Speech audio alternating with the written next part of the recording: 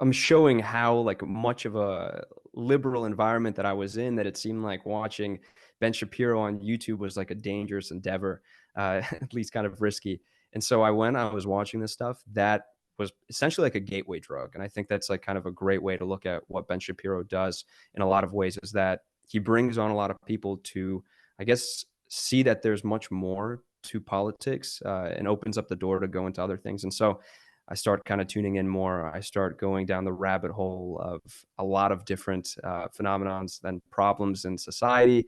And I'm really starting to kind of check the narratives that are happening.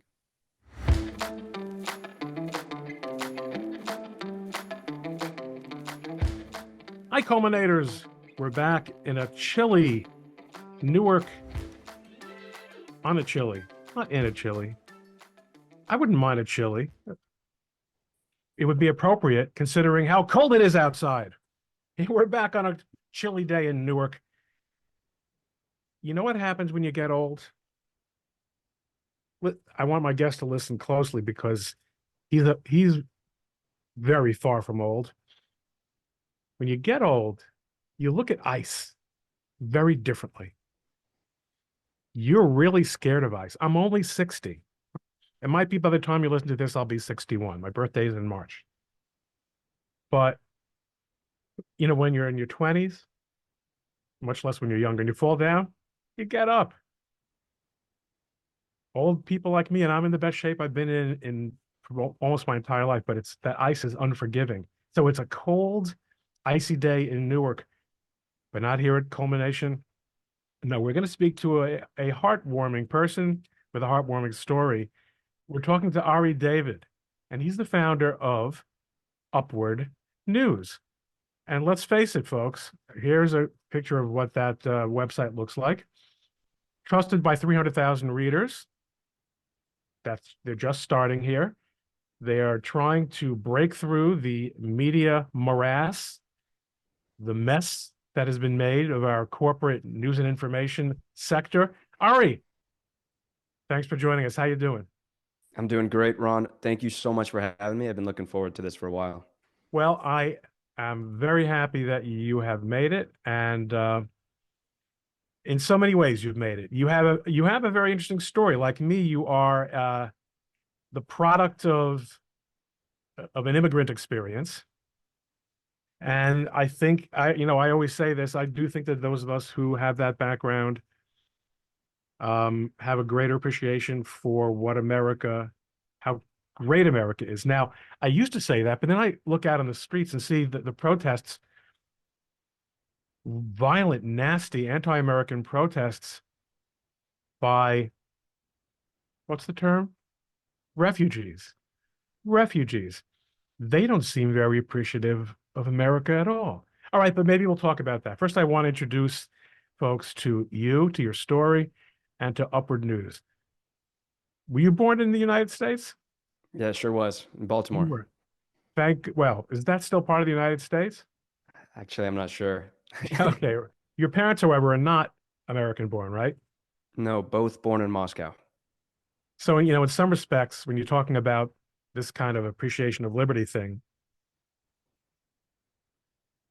it seems that people from the Eastern Bloc, and my mother was from Cuba, which wasn't part of the Eastern Bloc when she lived there, but she was an immigrant from an unfree country. Unlike, again, immigrants from some other parts of the world, it does seem that people from the former Soviet bloc have an incredible appreciation for the American experience. How old were they when they came here? My mom was 26, so actually my age right now when she got here. And you're 14, right? Exactly. Yeah. Did they leave before or after the fall of the Soviet Union? After, They left right after. Yeah, it right was after. there were a lot of people that left beforehand. They were really lucky to. You had to have like a kind of like advanced degrees and like connections and to be able to get out of there. And it was a very, very complicated process. And then after it fell, it was still complicated, but there were a lot of organizations in America that were helping Russian Jews get out of there, especially as like the situation was getting worse and worse, and there were like swastikas everywhere. And so there were a lot of people here in the country that were doing as much as they could to help them.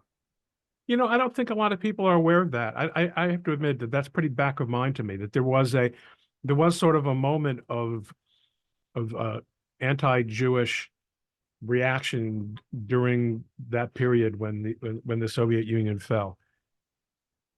Yeah, I'm not an expert on that whole period of history, but You weren't I born mean, yet, obviously. So, right. although you got books there, I see books. I try to read them. There was anti-Semitism like all throughout the Soviet Union, and even beforehand during the Tsarist part of Russia. And I guess after the collapse, when everything started getting crazy, there was definitely an element of lawlessness to it. And like the stories that I've heard is just people would break into Jewish apartments and Jewish homes, and they would loot them, vandalize, and there was pretty much no law, so nobody would get in trouble. And that's just kind of the reality of, I guess, like the early '90s in Russia. Yeah, I mean, during the Brezhnev era, Jews still had, as they had during, you tell me if anything I'm telling you sounds wrong, but I wasn't in Russia, but I was living, did have the J in their passports, in their internal passports. So everyone knew if a person was Jewish or not. But and of course there was an increasing amount of repression in connection with people who wanted to emigrate. You had the entire phenomenon of the refuseniks. On the other hand, the Brezhnev regime, in its and then obviously going into the Gorbachev era, uh, always wanted to project an image of stability. That was of great importance to them, especially to the party. So they didn't like violence. But when things got a little anarchic in 89, 90, people took it out. And why the Jews? Why not the Jews? I mean, it wasn't as if the Jews were even remotely in charge of anything. We're not talking about Trotsky and the Yevshevsk Jewish section of the Communist Party. We're talking about the Bolshevik era. The Jews had been pretty much removed from power. But okay, they wanted to leave. Your parents left, and they chose Baltimore. Well, they came in through New York City, and then from there, I mean, you had like a list of choices of where you would want to go, What's and I wrong with think, Brighton Beach? yeah, that's a good question. I was actually talking to my parents about this recently. They didn't want to be in like a city like that, from my understanding, Because and they want to so be in a little Odessa kind of situation, or they didn't right, want to right. be in Brighton Beach, where I grew up, by the way. I don't know if you realize that. No, I didn't know that, No, how would you but know yeah, that? There's no reason you would know that. and so yeah, I assume by some kind of coincidences and people helping out, they ended up in Baltimore, where uh, there's a sizable Russian Jewish community there. It's not like New York City, of course, or even Miami. It's closer to, I guess, like Philadelphia and what that looks like. Now, is this part of the Baltimore Jewish community section, or is this part of more like an inner city Baltimore where the No, Russians this is like more Jewish? in the county. Yeah, So college, normal experience. normal. Yeah, You went to so where'd you go to school? I went to University of Maryland, and so when I got there, the way I see it is that I was born like the first year of Gen Z. And so when I was in like high school and middle school, the amount of like progressivism that was like very obvious was limited. It was like getting there. There were like kind of slow, subtle changes of the way that schools were talking about politics. But it wasn't until I got to college and like the first year there where I was like, this is a completely different world. Like we had an orientation there like the first week, and we get name tags. We have to put our pronouns, and so like this is just unheard of. I have no idea what this even is. All right, so when did you graduate? I graduated 2018. 2018. Okay, so you're really there during that transitional time when things start really kicking in. Because because in 2014 to 2018, you could still say that this disease had really, to a large extent, only taken over state universities and certain private schools. It wasn't as it is now. It's 2024, where virtually all of academia, and certainly the private schools, including the Ivy League, are afflicted by this. So, but you had a normal high school experience where men were men and girls were girls and boys were boys. And then all of a sudden you were putting okay, fine. So you said, okay, I'm open-minded. I'm gonna see what this is about. Or did you say immediately, did you say, this is this is nonsense? What the hell's going on here? Yeah, my reaction was to kind of make jokes with the pronouns and like put in like I guess what everyone does now that doesn't agree with pronouns is they make a little joke out of it and put something funny on there. And so that's was my gut instinct. I was like, I don't really understand why this needs to be taken seriously. And I was a little shocked that it wasn't taken well among the other college students and also the people that were like running the whole show. Did you find a based crowd to hang out with, or were you pretty much just dodging bullets during that time? Or do you just learn to keep your mouth shut, which is what most college students do who Yeah, well, besides like for the craziness stuff that was going on there, I pretty much just decided I was not going to get into it. I was just not going to think about it. I mean, like I'm in college. I'm here to get a degree. I was there to go to classes and also have fun. And so I was focused on that. And whenever I would like come across a lot of this crazy nonsense stuff, and I majored in computer science. So like most of my classes that I had to take there, they were science based. They couldn't really figure out how to sneak in the progressivism in there just yet. I think it's a little bit different now. And the general like courses that you have to take as requirements, those are the classes where all that stuff came from. And that was like a very small part of my like education there. So I kind of dealt with it as I had to. It was really interesting though. The first year I was there, I signed up for a history class because I love history, and that kind of knocked out one of my general credits. And it was about like American history and slavery, and it was very progressive. But I was very naive to the point where like I just thought this was a regular history class. And I remember coming home and like talking to my parents about how tough it is for a lot of minorities in America, and how rigged the system is against them, and all of this stuff that everyone talks about now on the progressive side. And they looked at me like from their immigrant perspective and how they got here and like how hard they had to work for this and that compared to all the other people that were doing not trying, etc. And so I just like looked at them. I couldn't even like believe what they were saying. I was totally brainwashed after one quick semester of being really? there. Yeah. How did how'd you get out of that without did your parents, was it because of listening to your parents? I mean, what kid comes back from college and listens to his parents? Yeah, no, I didn't listen to them. Yeah, that would not be normal. I'm not sure I would even want to continue with this interview. Yeah. So I didn't listen to them, but I kind of brushed it off.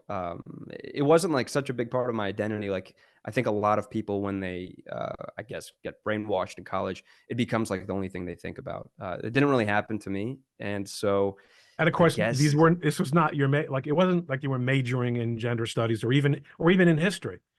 right. It was just one history class. That was it. The history class was over. I moved on.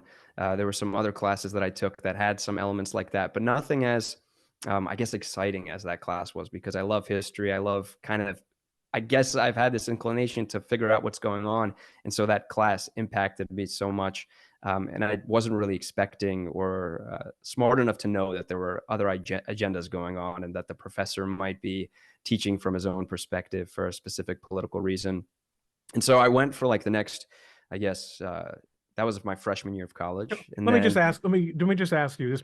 Did you by any chance read selections from Shlomo Lentz's book, No no, Property in Man? No. no, You know no. why you didn't? Because Sean Lentz, who was my professor at Princeton, and is still at Princeton, he is getting to be rather old. Um, is a progressive. His wife is an editor at The Nation, but he wrote this book arguing that, contrary to the accepted narrative,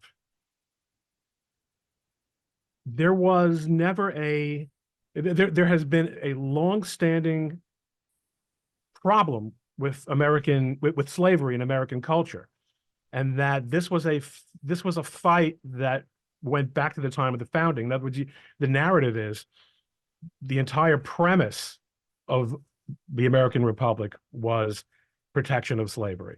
So it's no surprise that you didn't read this book because it went contrary to that narrative. But it's a very good book, and I recommend it. I'm not so happy with everything else my friend Sean has written or uttered since then, but he's a very nice guy. Okay, so meanwhile, you're going back to the computers, zeros and ones, right? They don't. There's no favoritism there. Either the compiler runs or it doesn't run, right?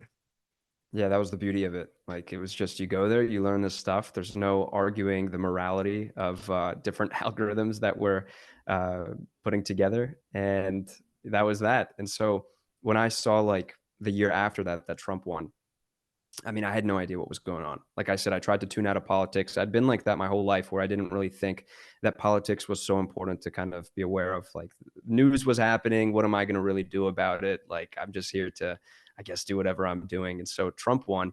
That was a complete shock. Not a shock for me. It was a shock seeing everyone else so shocked. Like I was like, okay, something I think is going on here, and it's not because Trump won, but because people are freaking out so much. So that was a like little interesting thing that I noted. And so I guess the year after that, when I was a junior in college, that's when I really kind of started seeing that Trump's election changed everything, and the way that people are talking about what's going on, and like the way that people like even in Greek life are talking about like politics and stuff like that. And it's just getting so progressive where I want to ignore it. I don't want to be a part of it, but it's coming at me from every angle.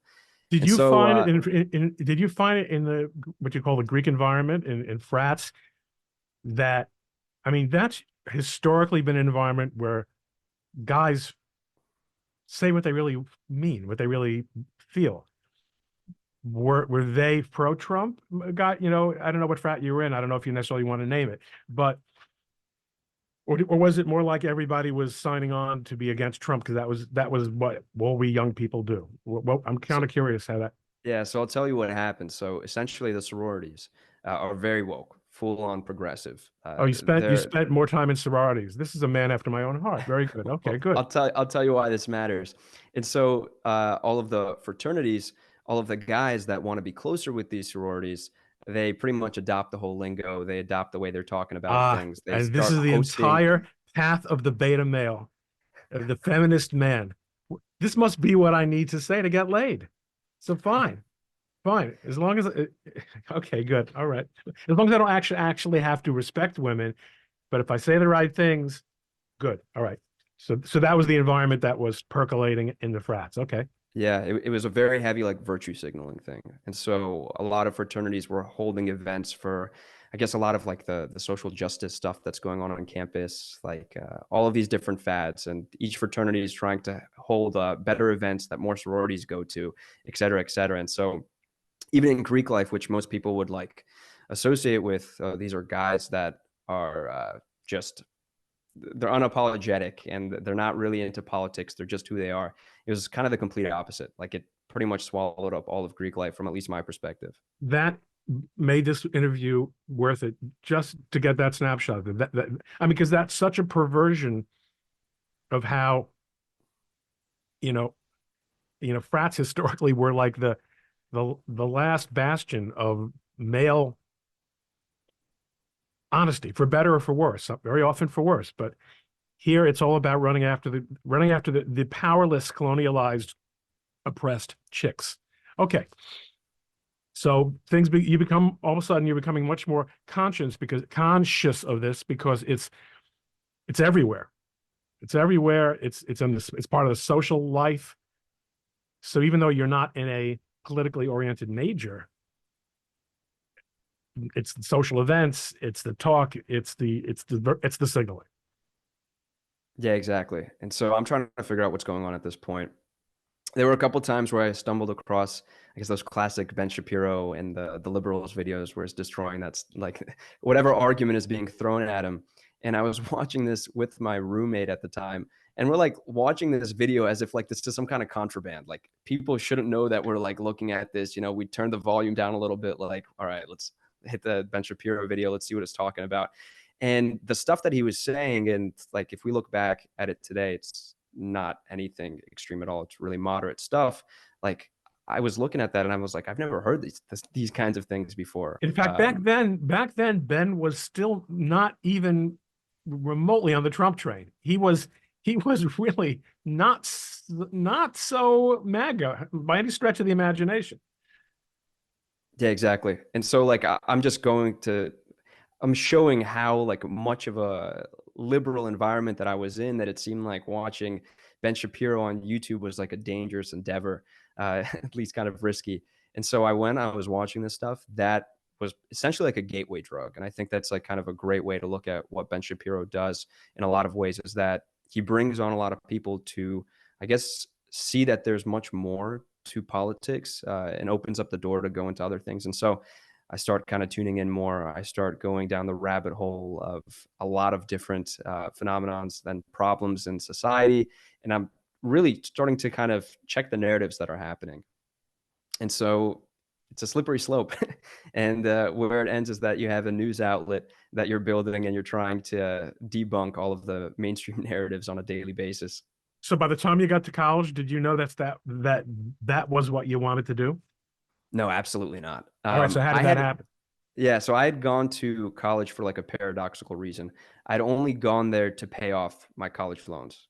And so as a son of immigrants, like you have to go to college.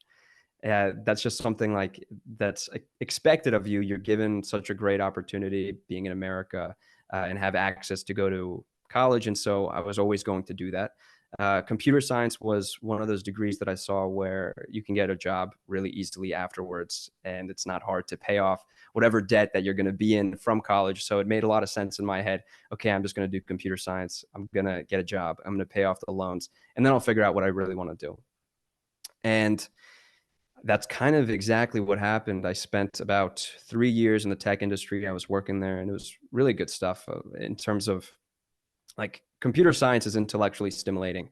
It might not be specifically meaningful for everyone, and that's what I was really looking for.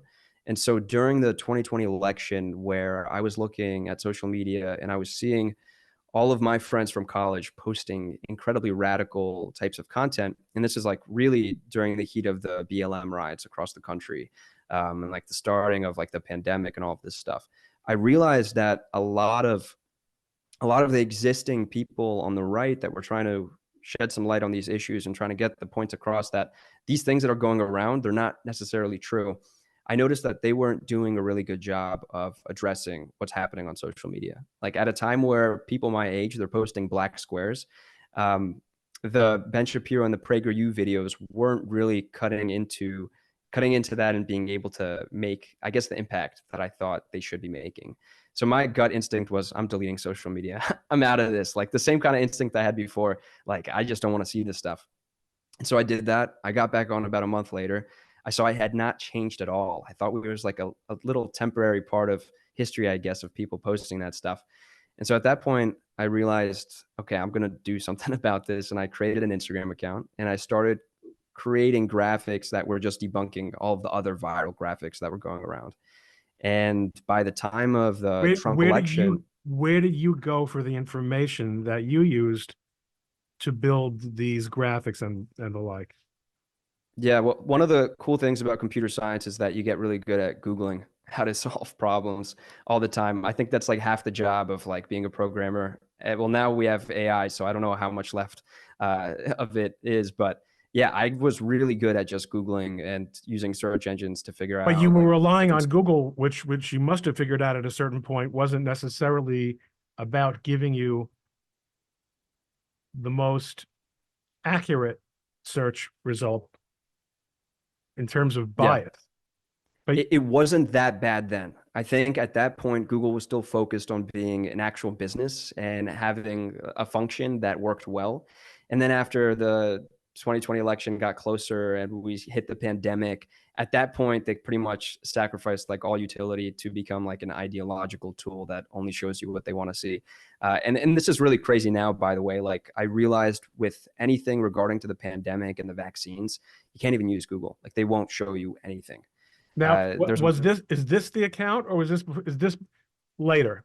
Upward News account. this is the account. It went through a couple of iterations of names and branding and all of that, but yeah, this is the account from day one. So Instagram is the heart, is the root of this enterprise. And you're using Yeah, the way graphics because Instagram is about visuals. that's right.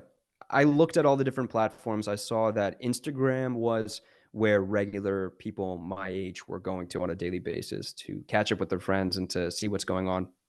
I think there's some statistics that show that in terms of like how like Gen Z and millennials get their news, like Instagram is still very high up there. And so I saw that. I saw that uh, the other part of the right that was on Instagram was not really doing a great job being able to capitalize, I guess, on like the heat of the moment in terms of like democratic energy. And so I started creating graphics on there, and they took off pretty well. It wasn't easy, and there was a lot of stuff that I was doing that I didn't realize until later was actually journalism, and doing research and like trying to go through different stories and see all the different perspectives, looking through like different studies, et cetera, et cetera. But it felt really natural, and there was a cause. You know, I was really driven by the fact that I'd seen people that I went to school with just adopting this stuff, I guess, mindlessly. And I figured maybe it's because they haven't seen the other side of things. And so I don't really know how many of those original people kind of changed their minds from seeing those graphics, but the amount of support and the amount of people that started following the account, like there was clearly something that we were doing that was really great. And another thing that I think was our strength was that a lot of people on the right at the time were, first of all, they were trying to like debunk people, like in I guess an aggressive way, where they weren't, I guess, compassionate to the fact that maybe these people don't want to be yelled at, but they just want to be talked to, and maybe they don't want to have to rely on your opinions, and they just want to see, like, I guess, facts. And so what we did is we wrote everything in a way that would make it so that people that believe this stuff already would not be afraid to share it with their liberal friends. Like, we made sure that the tonality of it, the phrasing, the way that we wrote things, it's a little bit different now, but back then we were making sure that all of this stuff is really palatable towards people that from a gut instinct might be like, what is this stuff? Because I remember how it was like watching my first Ben Shapiro video. And so that It's was the like you're original kind of talking about your first joint or something, you know. literally that's exactly how it feels. And so yeah, we grew really fast in that early period of 2020. You're still in college. Am I still in college? No, when this is happening, No, I was already out of college. I was out of college for I think like 2 years. you're okay. So you started Upward News again, like no story about the name, right? It was just something that you thought of. It was called Freedom for Facts when it first started. Oh, an homage to Ben Shapiro. Facts don't care about your feelings. I guess so. I The guess so. facts Yeah. need to be free in order to be known. Right. Um, did you were you when did you start making a living from this? You're out of college 2 years and playing Instagram. Your parents said, "Okay, Ari, you're doing a very good job now. You have a college degree. You are American. And you are going to work for what? Raytheon, IBM." And you said, "No, I'm gonna go on Instagram." Was that how it went? That sounds exactly like it. You got the accent down perfectly. In terms of like making the living on this thing, we're still working on that. Fair In enough. terms of like, it's a very much like a startup. We're very scrappy. We've got a lot of people that are helping out now. Everyone's on a part-time basis. But we're making a lot of progress. There's a bunch of new readers that we're getting on a weekly basis. And So the tell readers me that about have been, tell me about the team. How many people are involved? Who does what? What's the story? yeah. So we have at this point copy editors, we have editors, we have writers.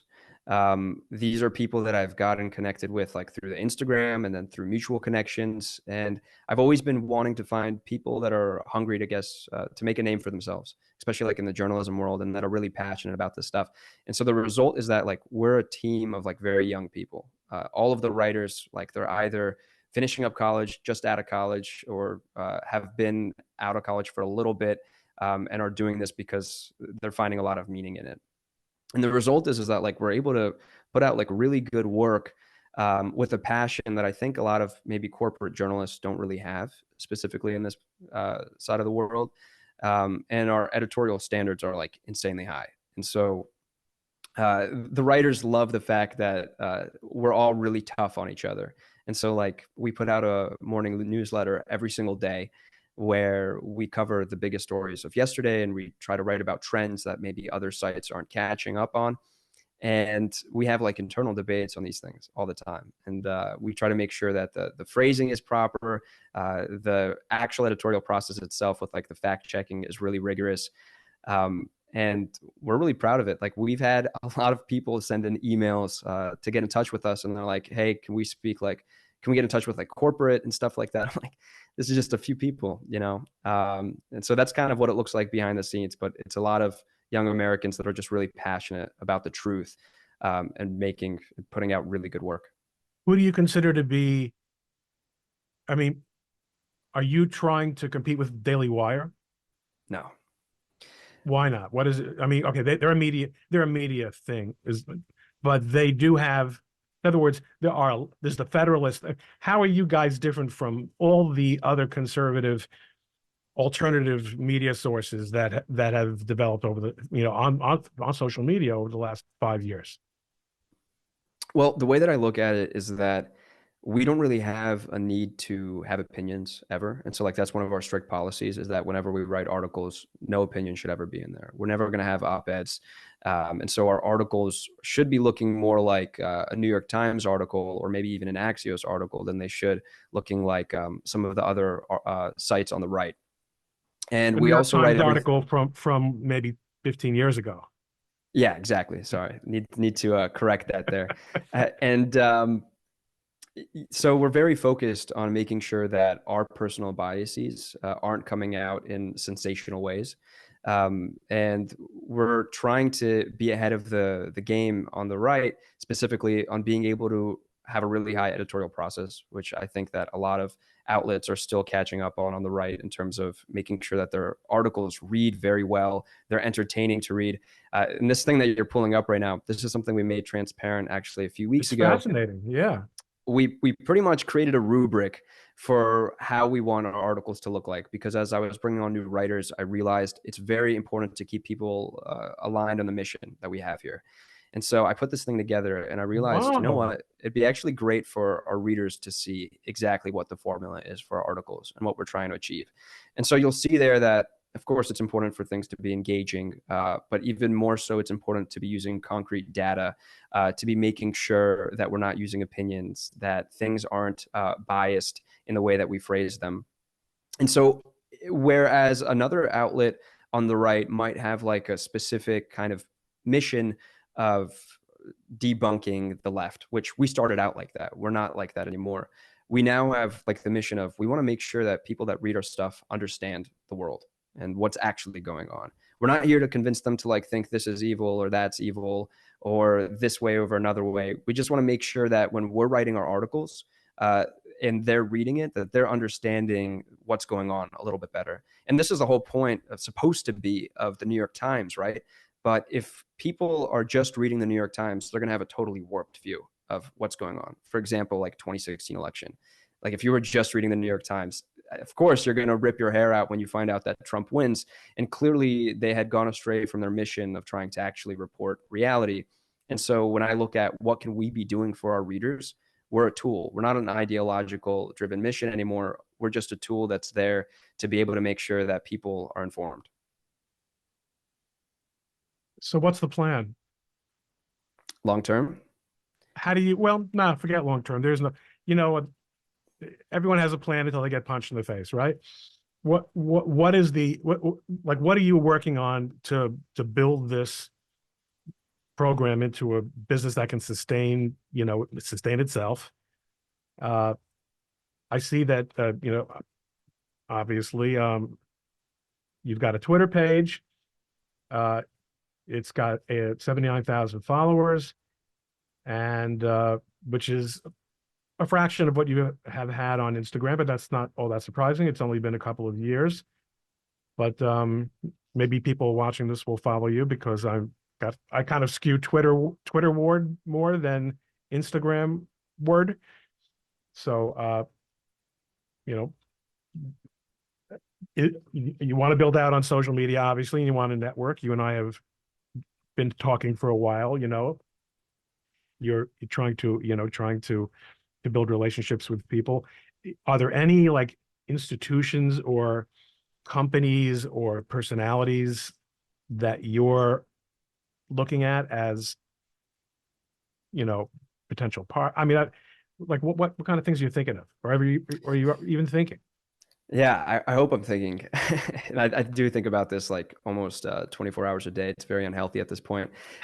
And we want to grow, of course. And I've changed the way that I looked at the whole business since I started it. For example, like social media is not really reliable anymore, specifically with censorship and everything that's going on. I think Elon Musk might have changed X a little bit in terms of ensuring that you're not going to get censored on there. But in terms of actually reaching people that follow you, you're still kind of beholden to an algorithm. On Instagram, it's the same case. On Facebook, it's the same case, except in those latter two, you also might get banned and suspended, et cetera, et cetera. So we're trying to build an audience that's we're able to keep.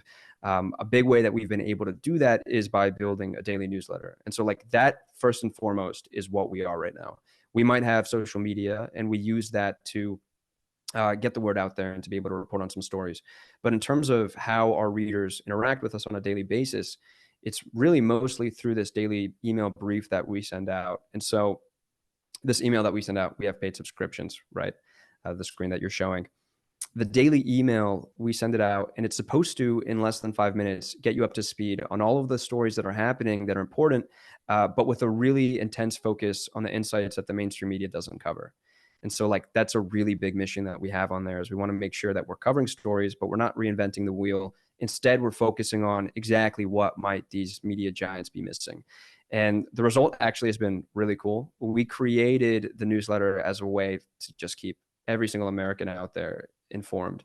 But unintentionally, we've had a lot of really influential people in the conservative political space, people that have podcasts, people that are working in Congress and think tanks, et cetera, et cetera.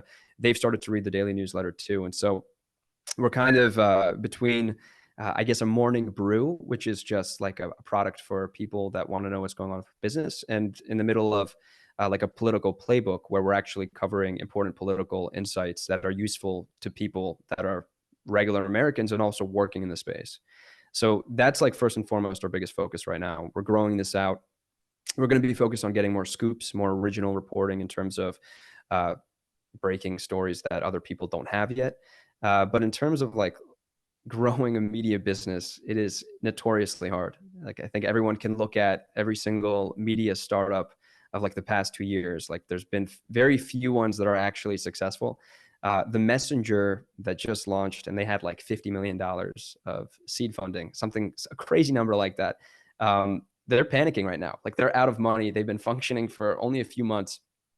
And so in terms of like creating a media business, it is insanely hard. I'll say It's this much: they really are failing, because I never I never heard of them until just this second when you mentioned them. $50 million is a lot of money to. I mean, I don't know everything, but I I never heard of them. And what's their? It's they're just trying to be another news outlet. What are they trying to do that's different from you? Is it a different orientation?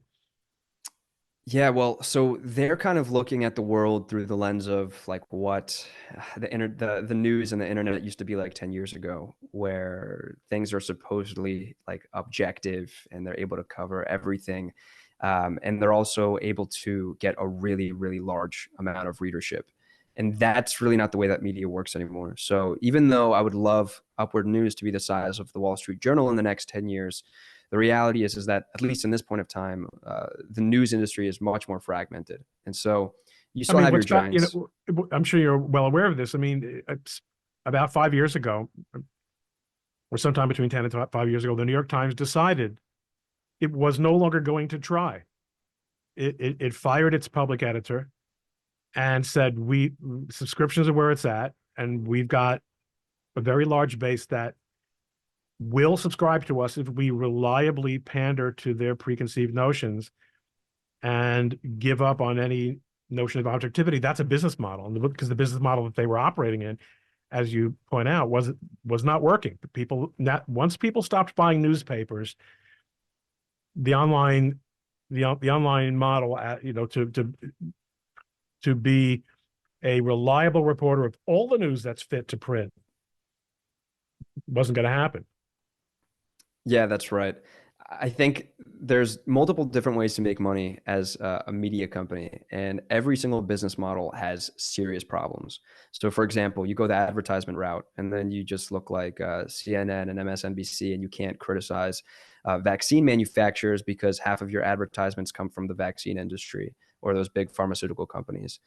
Or you go the route which the New York Times has leaned into recently, which is paid subscriptions.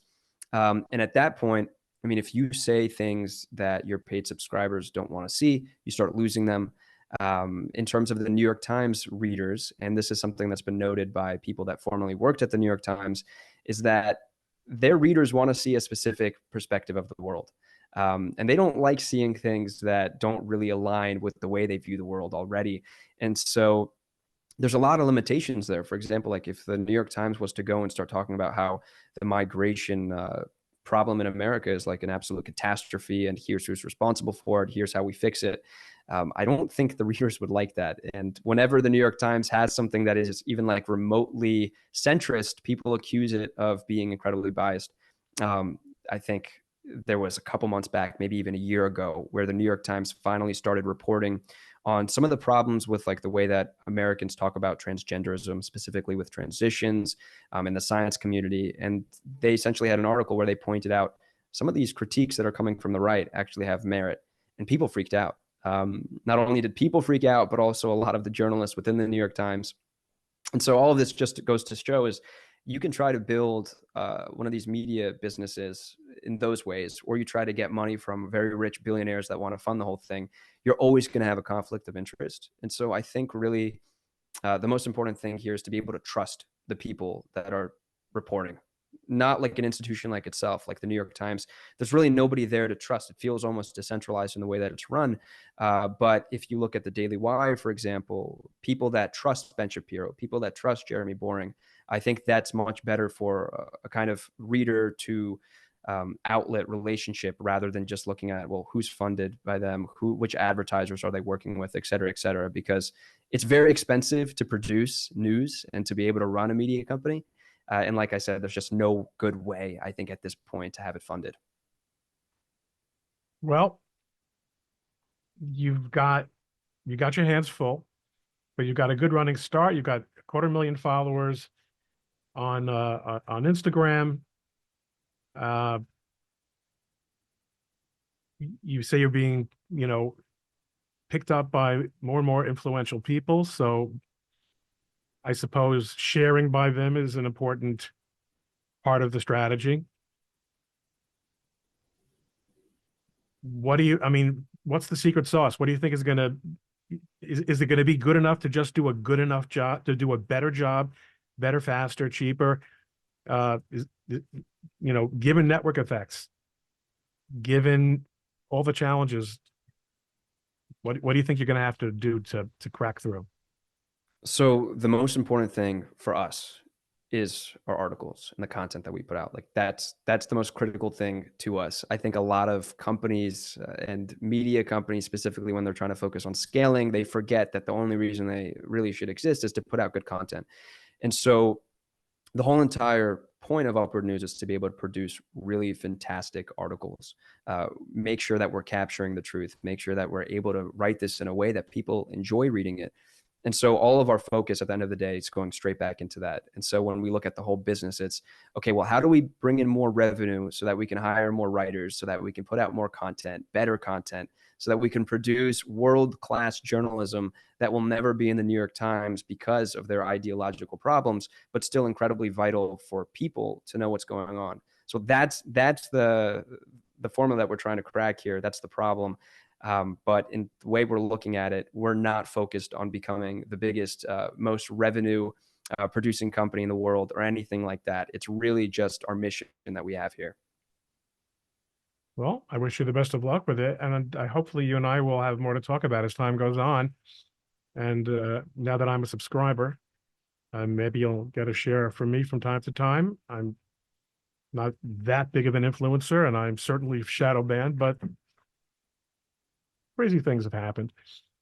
Um, everybody, Upward News is on Twitter. I showed you where. It's exactly what you would think. Upward News on Instagram. What other people should go to the website, right? Yeah. And try out the free newsletter and love it so much that they give you money. It's They can expensive. go to ihatefakenews.com. That'll send them directly to the sign up page. I like that. I like that kind of thinking. Let's see. Let's do it together. Let's watch the redirect in real time.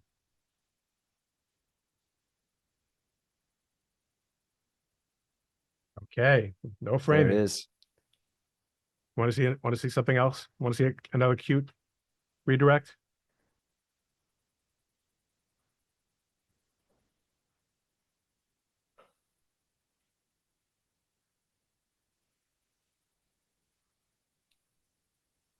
Uh-oh, it's too slow. There it It's genius. is.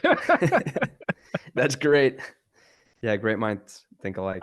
I might have to redirect it though to I'm not so sure what Harmeet thinks of that. So maybe we'll redirect it to the personal professional website. All right, Ari, thanks for coming on. We'll be talking more.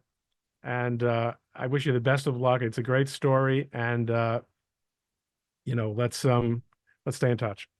Absolutely. Thank you so much, Ron. You're welcome.